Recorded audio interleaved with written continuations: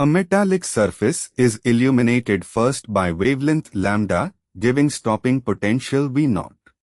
When the wavelength is doubled, the stopping potential becomes V0 by 4.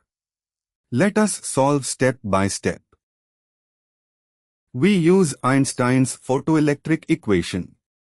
The maximum kinetic energy is E times stopping potential, equal to photon energy minus work function. For wavelength lambda, stopping potential is V0.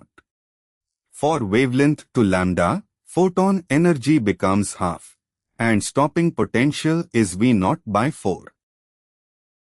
Now subtract the second equation from the first.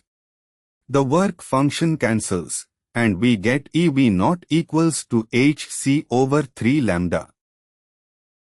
Put this value of EV0 back in the first equation.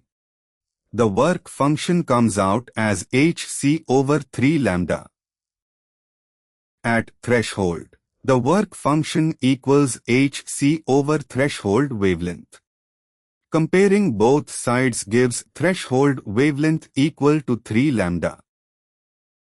So the threshold wavelength is 3 lambda, hence option A is correct. For more clear step-by-step exam solutions, join Acharya.